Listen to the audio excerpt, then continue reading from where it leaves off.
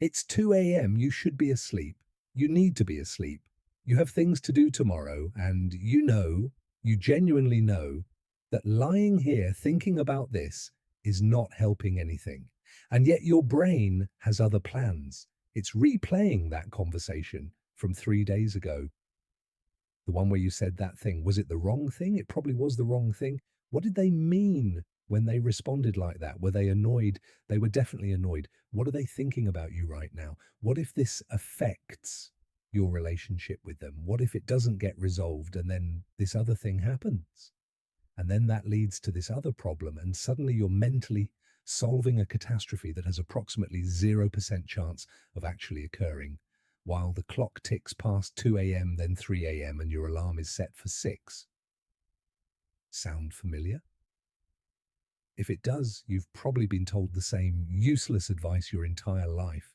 Just stop thinking about it. Don't worry so much. You're overthinking, as if the problem hadn't occurred to you, as if the solution was simply deciding to think less. Here is what nobody who gives that advice understands. Overthinking is not a thinking problem. It is not a personality flaw. It is not a sign that you are weak, anxious, or broken. Overthinking is a specific neural circuit misfiring in a specific way.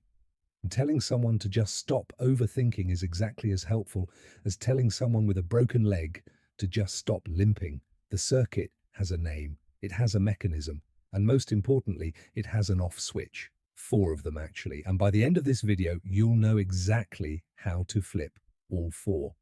This is the 4-step circuit breaker. Let's build it. What overthinking actually is, and why your brain does it. To understand how to stop overthinking, you need to understand what is actually happening neurologically when you do it. Because the popular understanding of overthinking, that it's just too much thinking, misses the actual mechanism completely. Overthinking is driven primarily by a brain network called the default mode network.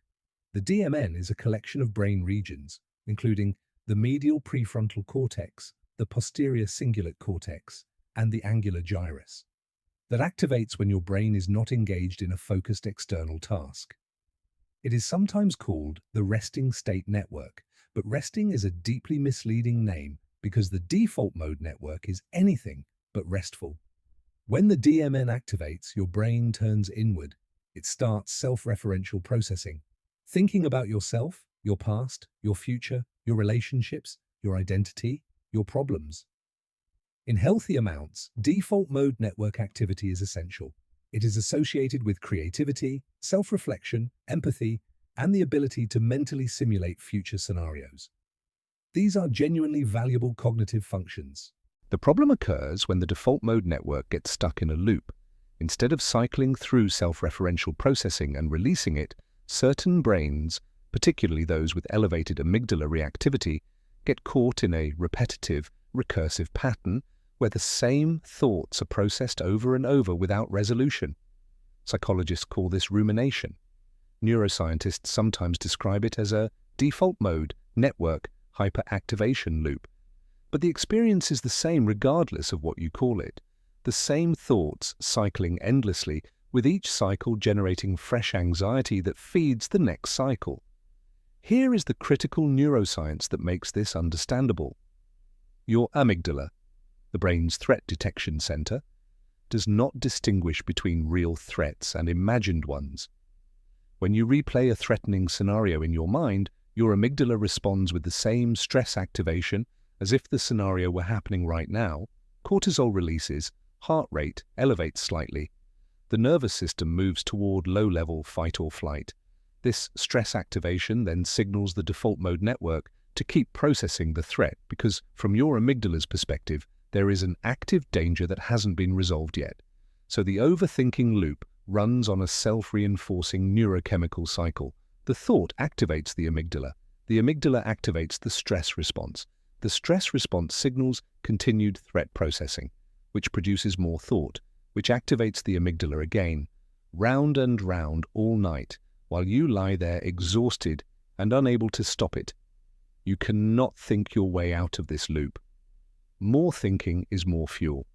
The loop needs to be interrupted at the neurological level. That is exactly what the 4 steps are designed to do. The four-step circuit breaker. Step 1. Name it to tame it. Activate the prefrontal cortex. The first step in breaking the overthinking circuit does not involve stopping the thoughts. It involves changing your relationship to them through a technique neuroscientists call affect labeling. And the effect it produces in the brain is immediate, measurable, and frankly remarkable. Here is the technique. The moment you notice you are caught in an overthinking loop, stop and name what is happening out loud or in writing, not the content of the thoughts, the process. I am ruminating. My brain is catastrophizing right now. I am caught in an anxiety loop. Specific, observational, descriptive language about what your mind is doing. This sounds almost insultingly simple. The neuroscience behind it is profound. A landmark study by Matthew Lieberman at UCLA used fMRI imaging to show that affect labeling, putting emotional experiences into words, produces immediate and measurable reduction in amygdala activation.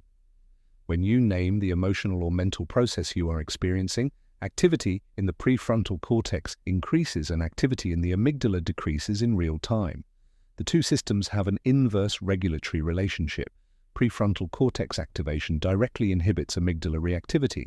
When you are deep in an overthinking spiral, your amygdala is running hot and your prefrontal cortex is being suppressed by the stress response. By deliberately activating your prefrontal cortex through the specific cognitive act of labeling, which requires conscious, language-based analytical processing, you interrupt the amygdala's dominance over the loop.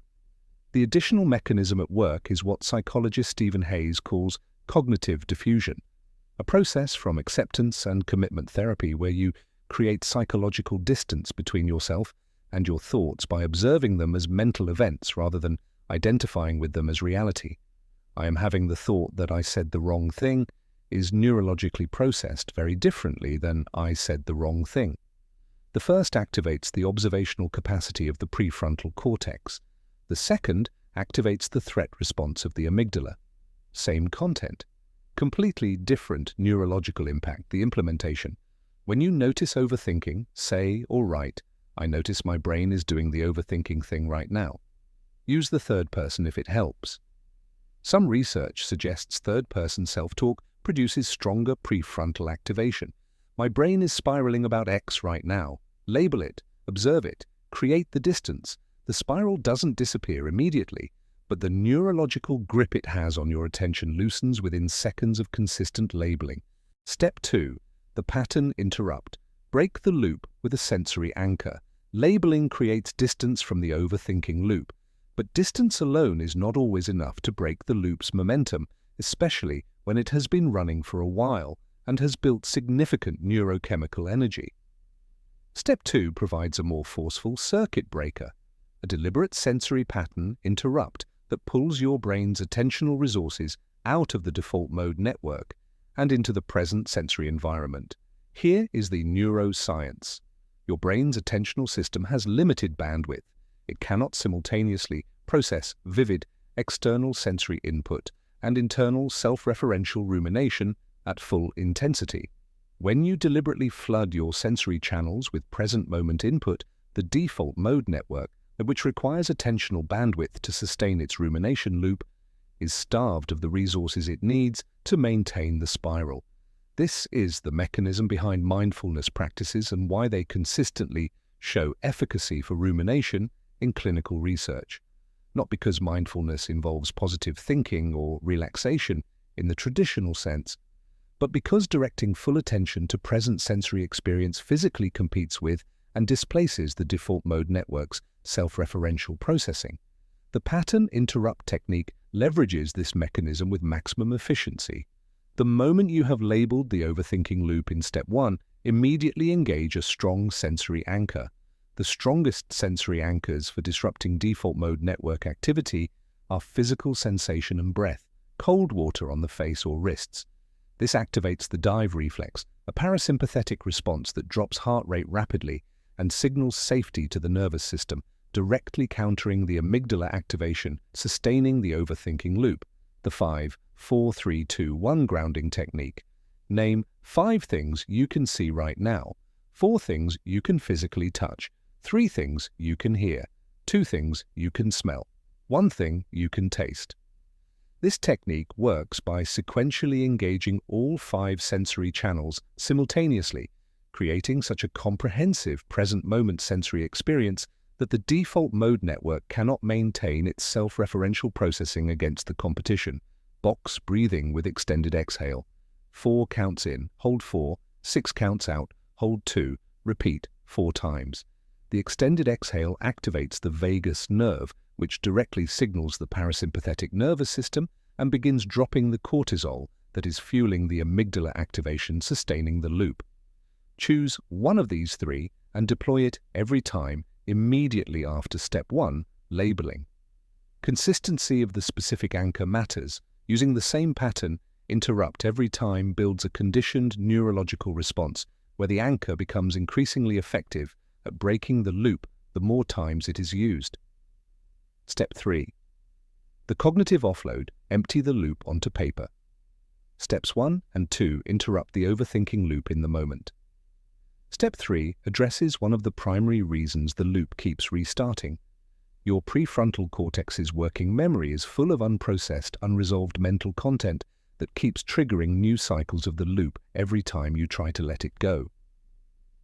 Here is the mechanism. Your prefrontal cortex has a feature, genuinely useful in most contexts, called the Zeigarnik effect. Named after Soviet psychologist Bluma Zeigarnik, this is the brain's tendency to keep unfinished or unresolved items active in working memory until they are either resolved or explicitly stored for later processing. Your brain literally cannot fully release an unresolved thought because it is biologically programmed to keep tracking it. This means that when you try to just stop thinking about the thing that is triggering your overthinking loop, your prefrontal cortex, doing its job faithfully, keeps reintroducing it to your awareness because it hasn't been resolved or stored. You're not weak. Your brain is just functioning correctly in an unhelpful context. The solution is cognitive offloading. You give your prefrontal cortex's tracking system what it needs to release the unresolved items, external storage. Research by Baumeister and Masicampo showed that writing down a specific plan for dealing with an unresolved concern produces immediate and measurable reduction in intrusive thinking about that concern. Not because the problem is solved, but because the brain's tracking system is satisfied that the item has been safely stored and a response plan exists. The implementation. Get a piece of paper. Physical paper is more effective than digital for this process, likely because the physical act of writing activates different neural pathways than typing. Write down every thought that is circling in the loop, every worry, every scenario, every unresolved question. Get it all out of your working memory and onto the page. Then for each item, write one of 2 things. Either the specific next action you will take to address it, and when, or the explicit acknowledgement that this item is not within your control and the specific reason you are choosing to release it. This 2-step process, externalizing the content and providing either a resolution plan or a conscious release decision, satisfies your prefrontal cortex's tracking system. The Zeigarnik tension releases, the loop loses its primary source of fuel, and your working memory, now cleared of the accumulated unresolved content, stops reintroducing the material that was keeping the loop active. Step 4. Scheduled worry time. Train the brain to contain the loop. This step sounds counterintuitive. It is the most powerful, long-term intervention in the entire protocol and the one with the strongest clinical research support. The technique is called stimulus control therapy for worry, and it was developed within the cognitive behavioral therapy framework. The core principle is this: rather than trying to eliminate overthinking and worry entirely, which is neurologically unrealistic and paradoxically increases the frequency of intrusive thoughts through a mechanism called ironic process theory, you contain it. You give it a designated time and place, and you train your brain to defer the overthinking loop to that designated time rather than allowing it to fire at random throughout the day and night. Here is how ironic process theory explains why trying not to think about something makes you think about it more.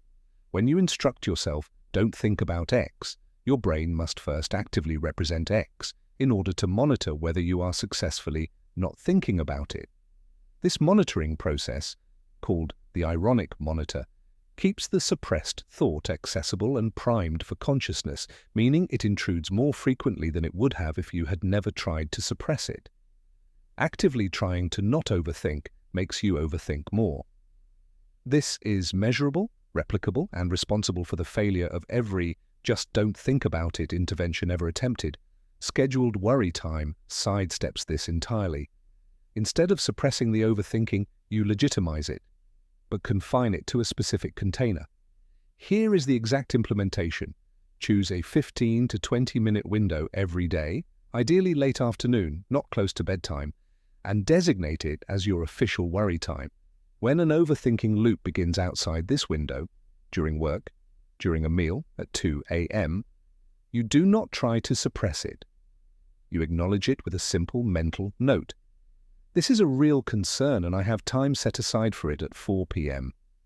Then you deliberately redirect your attention to the present task. This works for several neurologically important reasons. You are not suppressing the thought, so the ironic monitor does not activate and the thought does not intensify. You are honoring the concern as legitimate, so your amygdala's threat system is partially satisfied that the issue is being taken seriously, and you are deferring it to a specific future time, so your prefrontal cortex's tracking system is satisfied that the item is scheduled and does not need to stay active in working memory. During the scheduled worry time itself, you sit with your worries deliberately. Use the cognitive offload technique from step 3. Write them down, examine them. For each one, ask, is this within my control? If yes, what is the specific next action? If no, what is my conscious decision about how to relate to this uncertainty? Then, when the 15 to 20 minutes ends, you close the session deliberately. The worries do not follow you out because you have given them their legitimate time and processed them with conscious attention.